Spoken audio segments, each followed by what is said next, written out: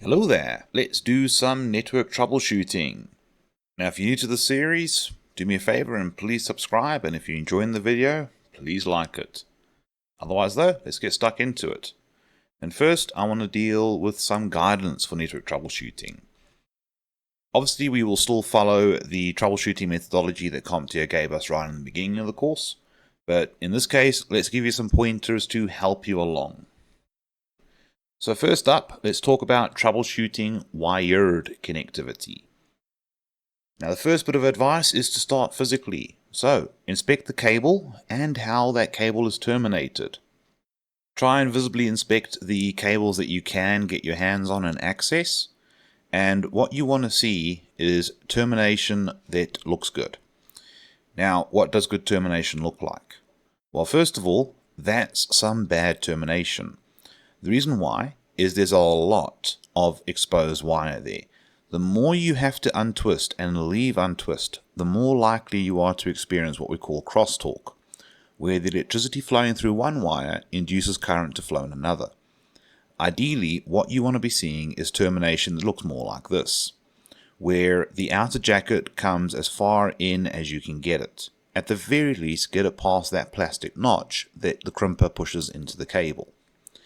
If you get it like this at the bottom, this is some next level impressive termination.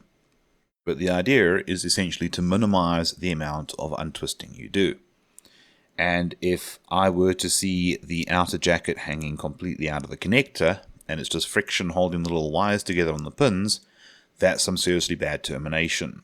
And that could be the source of some connectivity issues due to the crosstalk and interference occurring. Now when it comes to the cabling that you can't gain access to with structured and hidden cabling, you want to use a cable tester. Whether it be a cheap and cheerful cable tester like this, or a fancier, more expensive one, as long as it allows you to test the conductivity, that will be enough to start with. If however you do believe there is some interference, but the connectivity seems fine, then you're going to need a more expensive cable assessment tool like a time domain reflectometer or a wire map tester. They are more expensive, and hopefully your workplace has one laying around for you to use. Now there's a bit more to troubleshooting wired network connectivity, including inspecting the activity lights on your network card, both on the client device and the switch you're connecting to. The color and the blinking pattern of the LEDs on the network card will mean different things, depending on the vendor who makes it. But as a general rule of thumb, no light at all is usually a bad thing when the cable's plugged in and you have got both sides of the connection powered on. If there's a static light, that normally means the network card is on, but there's no network activity occurring right now. Anything else, you'll probably have to check your documentation or have developed some familiarity with what the normal blinking lights look like. Then, a condition you might encounter with a wired connection is something called port flapping. This is where the interface intermittently goes on and off. Enough for connections to start, but not long enough for anything meaningful to really happen. So the connection is on, then it's off, then it's on, then it's off. Now, usually when a flapping interface occurs, you're probably going to have to replace the network interface card on the client. And if it's a switch, chances are it's going to be a fixed interface switch, meaning you need to replace the entire damn thing. Then, when you've verified that your wired network card is physically fine, you want to check speed and duplex settings on the network card. Usually the speed and duplex for Ethernet interfaces is set to auto-negotiate, where both sides of the connection, the network cards will discuss between each other what's the best speed and duplex both sides can manage. Now, if auto-negotiate fails, usually it fails to the worst Ethernet standard, which is 10 megabits per second half duplex. Half duplex meaning one person communicates at a time. Full duplex you can send and receive at the same time. Now to check this in Windows, you can hop into the Network and Sharing Center in Control Panel. I know Control Panel is a bit antiquated and Microsoft's trying to get rid of it, but it's still there and still pretty useful. And then under the Network and Sharing Center, click on the active network connection. It's usually going to be a little bit of blue text like a hyperlink, and that will pop open a dialog window. you click Details, and that will allow you to check all the details of that interface, most importantly, the speed. And if you need to adjust it, you hop into Device Manager in Windows, go and find your network card, right-click on it, choose Properties, and there'll be an Advanced tab. And you'll have to scroll through quite a few options, but you'll come across a speed in duplex setting, where you can go and adjust it. Now, if Auto Negotiate keeps failing for whatever reason, you can try and set the speed and duplex to what you know both sides can manage. And when one side is set to a particular value, the other side is forced to match it. If the problem persists, you might want to try and sort it out on the other side, which would probably be the switch. Now, if you're dealing with a Linux machine, one of the better tools to use is the eth tool in the command line. And to run this, you'll usually just type eth tool and the interface name. Interface naming conventions do vary from Linux distro to Linux distro, so you'll just have to go and check that out. But I'm going to tell you about a couple commands that will help you find out your interface names in the latter half of this video. And if you want to go and fiddle on the switch, yeah, you're going to have to go and check what the commands are for that switch, assuming it's a manageable switch, because the commands will vary by network vendor. That, or you escalate to the networking guys, or at least ask their help on it. Now, the next thing to consider troubleshooting would be network speed. Now, you want to bear something in mind whenever you're dealing with a network speed issue, and that is that the speed of the network might be a subjective perception of the user. The users will at some point think the network's running slow when actually it's all fine. Especially when the user is in a rush to do something, the network's always slow then for some weird reason. Add to that as well, servers being accessed, whether they be on the LAN or the internet, might limit the speed that you are busy accessing it at, or basically limit the speed of the session. So you might have a lovely fast connection, but the server might say, sorry, I'm too busy, you're getting the data at 20 megabits per second, like it or lump it. So usually the advice with network speed troubleshooting is to try and isolate the symptoms. Is it anything you're accessing on the internet, or is it anything you're accessing on the LAN, or is it both? Because if it's just the internet, it might be that your ISP is running a bit slow, having a problem, something like that. If it's both, the problem might be closer to the client device then. Another good question to ask, is it one user having the problem, is it some users, or is it everybody? When it comes to networking problems, always try and factor in who's being affected, because that does help you narrow down where in the network the issue might be. And also, check out for some background activity when it comes to networking. That could be slowing your connection down. You could have updates running in the background, hopefully not, but malware is also a possibility. And also, the user might have initiated a download and not realized it when they minimized it and have left it running in the background. There are so many things that can cause network speed issues, but when you do start isolating and figuring out the cause, handle it appropriately. I would usually advise try and make sure it's not LAN related before you start phoning your service provider, because that can always create some very awkward relationships and also be a little bit embarrassing for us, to be honest. Now let's talk about troubleshooting wireless. Wireless issues more often than not are going to be based on signal strength. Now, the things that will affect signal strength most likely will be the distance of the wireless client from the access point. Any obstacles between the access point and the client device can also affect the signal strength. Rule of thumb, the denser and more metallic the obstacle, the more likely it's going to have an impact on signal strength. So if there's like a wooden wall between the access point and the client, shouldn't be too bad. If there's like reinforced concrete, you're going to see a lot of signal loss through the wall. But another common cause for signal issues might be the access point is at max capacity. Access points can only handle a certain number of active associated clients at the same time. And as you reach that capacity, the performance does degrade. So if you are experiencing a capacity issue, you might need to get additional access points. Depending on the access point model, you can have 16, 32, 64, or 128 actively associated devices. But beyond that, you do run into capacity issues. Another possibility is channel interference. Neighboring access points running at the same channel as yours, or at least a near enough one if it's the 2.4 GHz frequency, can be a common issue. You might want to go back and watch that wireless video I did earlier. Another possibility is a standard mismatch between the access point and the client. If one of the two is running at a much older, slower 802.11 standard, the communication will work at the slower of the two. And it's highly likely your wireless complaints might be coming from a user who has a really old network card and their connection is running a lot slower than their colleagues and peers who might have newer, faster wireless network cards running at better and newer standards. If it turns out it is that, you might want to consider trying to upgrade the wireless client if that is possible. Then you sometimes run into an association error, where for whatever rhyme or reason, the client device just has an issue authenticating and reassociating automatically. This happens a lot with smartphones and tablets. Not so much laptops and desktops running Windows, Linux or Mac OS, but quite often it does happen with Android and iOS. If that does occur though, regardless of whether it's mobile or laptop or desktop, just forget or disconnect from the network and reconnect. Yeah, you have to redo that wireless authentication and encryption passphrase, but so what? So if it works, it works. And while we're on that, there's the possibility that somebody might have changed the wireless security credentials, and that's now caused the wireless client to not associate. So just check you don't need to fix that.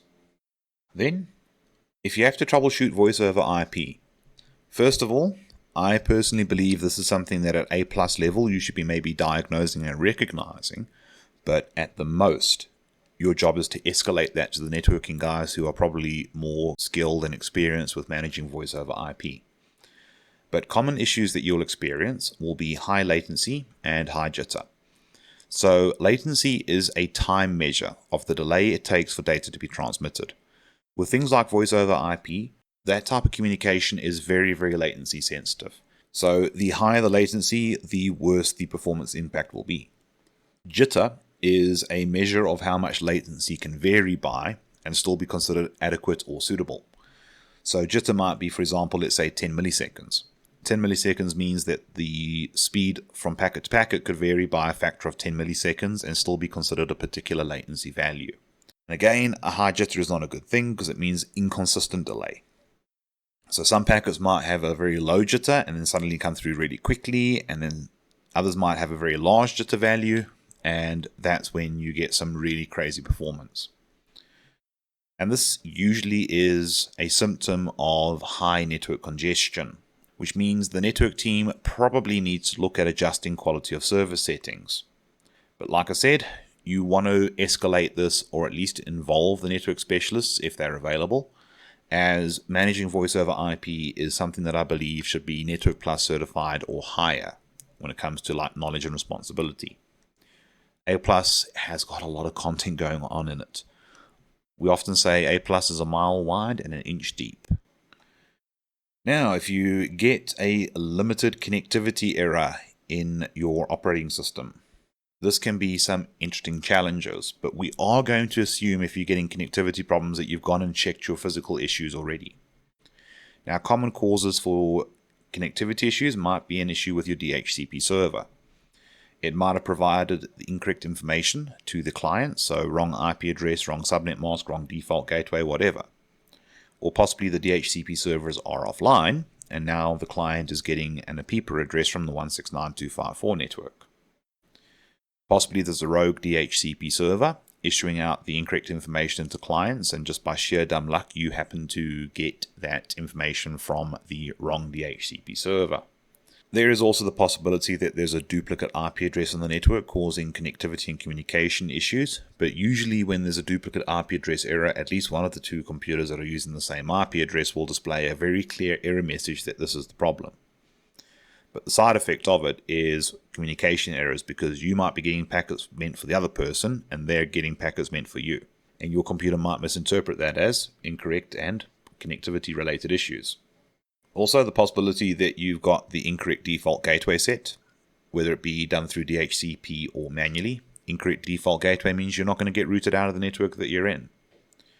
You also might have an incorrect DNS server loaded as the DNS server for resolving your names, or that DNS server might be offline. And a lot of modern operating systems, if they are unable to contact, update, and telemetry services, they will assume your internet's down, when actually it's all fine. They're just unable to resolve the name of those services to the appropriate public IP addresses. And there's always the possibility that a security rule has been changed, like on a firewall, that's causing an issue with certain communications and now is giving the symptom of limited connectivity.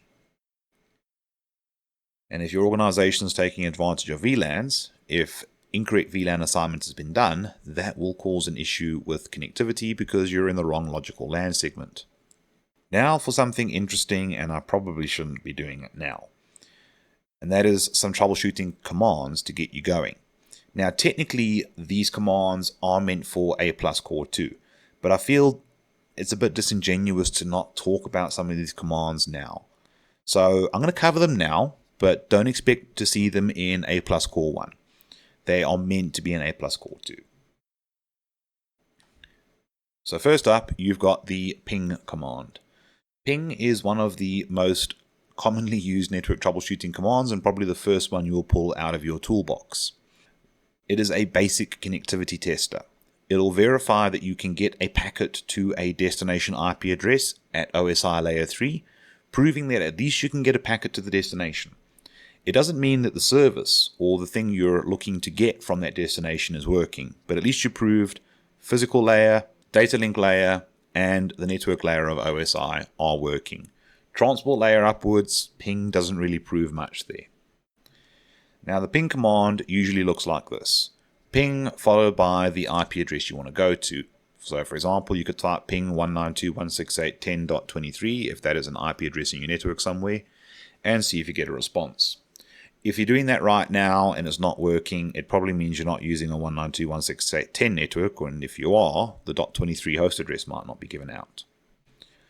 Now when you are using the ping command in Windows, there are some interesting options you want to know about. So you might want to use the -T option to do a continuous ping, where your computer will just keep pinging until you press Ctrl and C to cancel that command. Yes, in the command line, Ctrl-C is used to cancel the command that's currently running. So ping-T followed by the IP address will send a continuous ping until interrupted. Otherwise, in Windows, you'll usually see 4 ping requests and responses come and go, assuming they're successfully delivered. Otherwise, you'll get 4 timeouts or whatever the error message is. If you want to control the number of ping packets you send in Windows, you type ping-n space the number or the count value, and then the IP address you want to go to. So for example, ping-n and the count number is 7, so that will send out 7 ping packets and then stop. In the case of Linux, the command is very similar, but with Linux, when you type ping followed by just the IP address, Linux will send a continuous ping until you press Ctrl and C to interrupt the operation. So if you want to control the number of ping packets sent in Linux, the -C option is used in Linux followed by the number. So ping-C5 would send out 5 ping packets. And if you're wondering, why would I want to continuously ping something? I've used it a lot.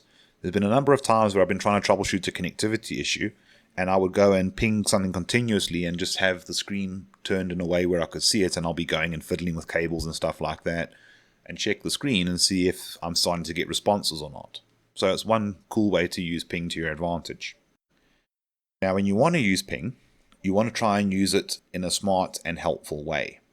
This is often referred to as what we call a progressive ping, where you continually ping different things, working your way from the computer that's got a connectivity issue out to the destination that seems to be giving you a problem.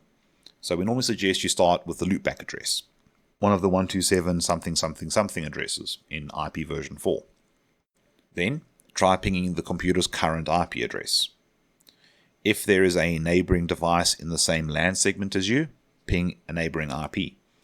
So if your IP address is 192.168.0.100 and there's another device in the network with the IP address 192.168.0.101, ping that one. See if you're getting a response from a LAN neighbor.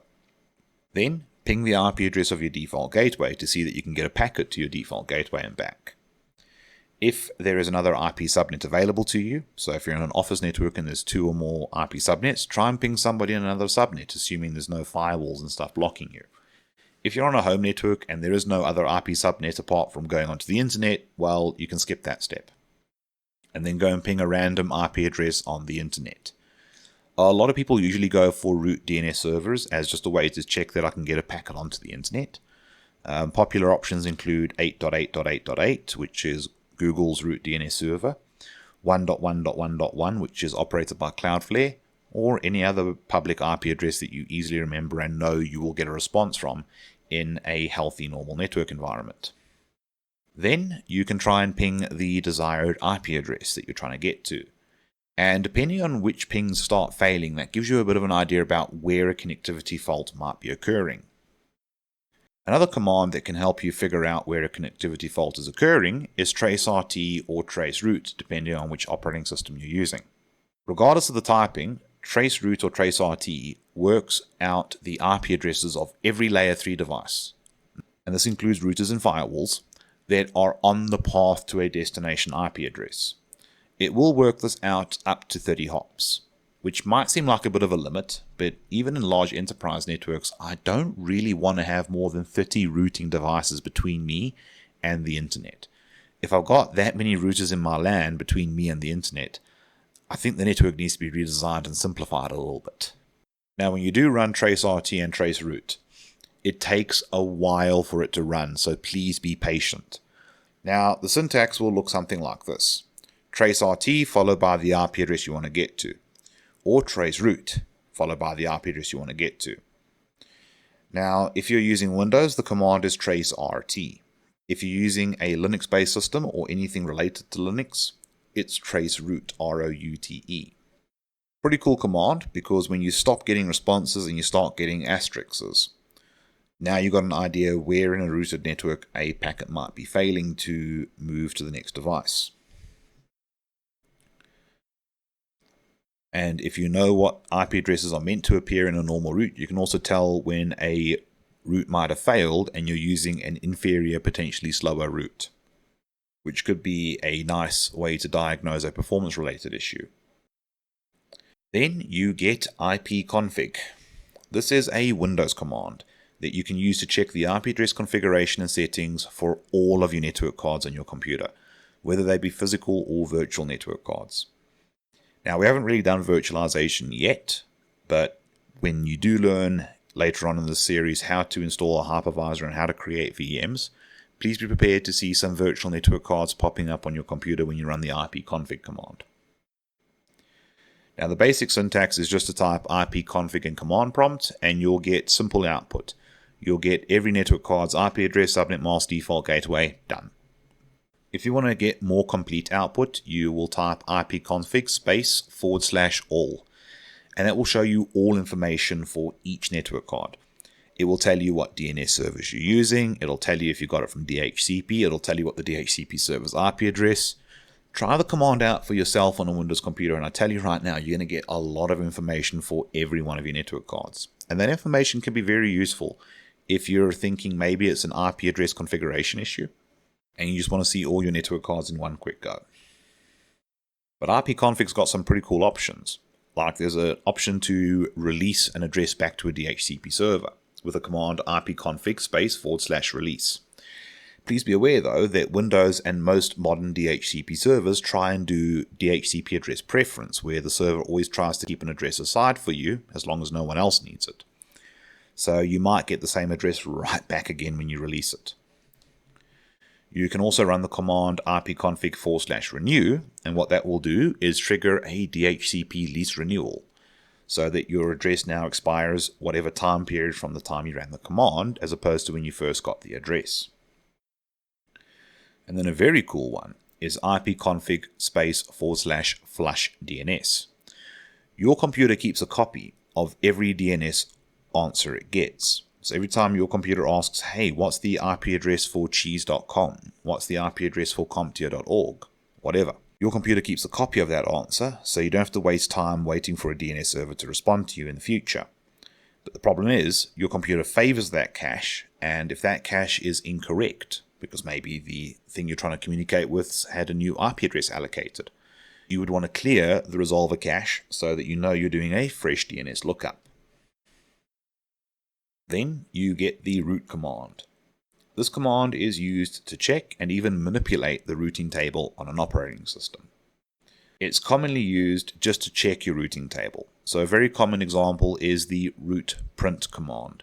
and that will display a full routing table for your computer.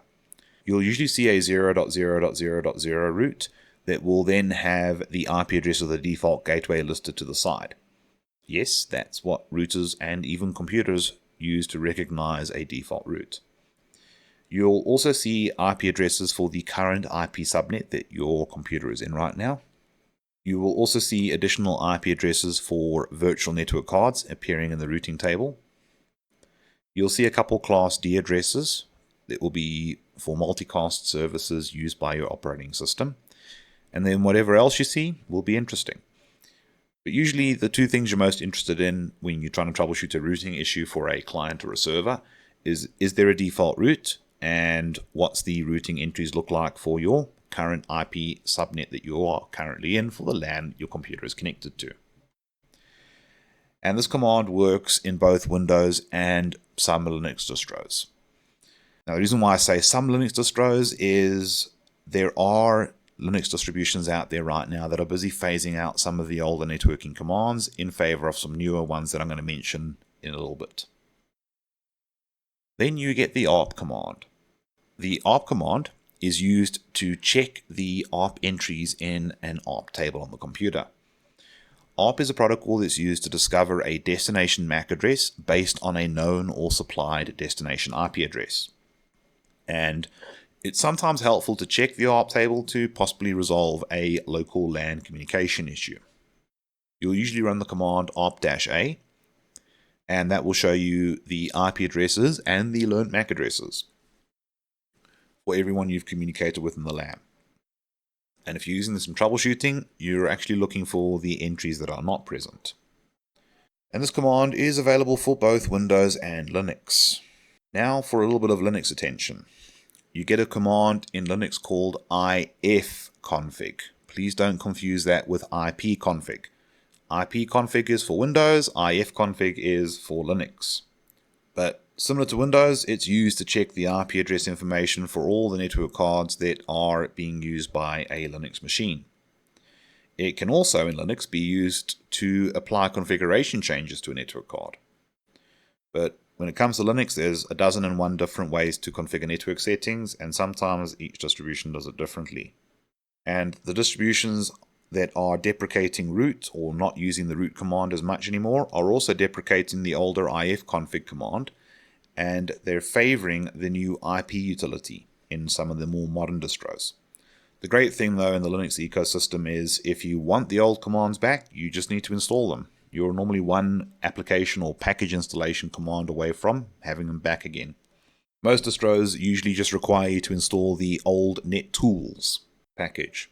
Now, in terms of what makes the new IP utility interesting, is you type IP address, and that will show you the IP address information for your network cards.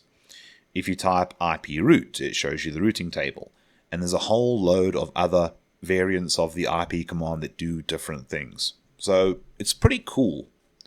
But ifconfig and the old root command and all of that still have purposes and places in the modern era. Then you get commands like nslookup. This is actually a pretty cool tool because what it does is it lets you test DNS name resolution. And you can use it to check that domain names are being properly resolved by your computer. Usually what you'll do is you'll open your command line and then you'll type nslookup. Now this is a command line application, so when you enter nslookup, you're actually in a little program in the command prompt. And then any name you type, nslookup will attempt to resolve that with DNS. When you're done with it, you just type exit and you'll be back to a normal command prompt. And this is primarily a Windows command, but some Linux distributions are starting to support this. The dig command is Linux's name resolution testing tool for DNS, and it's a straightforward command. You just type dig followed by a domain name, like for example www.comptia.org, and they'll go and resolve it. Unlike the nslookup command, it doesn't require an exit command to be ran to go back to a normal prompt. You run dig and then gives you some output, and straight away you got a normal prompt waiting for you right afterwards. Alright, but hopefully that was enough to get you started on network troubleshooting and give you some direction. The commands I ran through in the second half are officially not part of A+ Core 1, but I felt it would be a disservice to you to not talk about some of these commands with the general network troubleshooting tips. So hopefully that makes you feel a bit better. I will reference this again in A+ Core 2, so don't worry, you are going to hear about these commands all over again. Otherwise though, I'd like to say thank you for watching. I really do appreciate it. And if you have any friends, family members, colleagues, or peers that are also interested in doing A+, please share this video and playlist with them. Otherwise though, I'll catch you in the next video.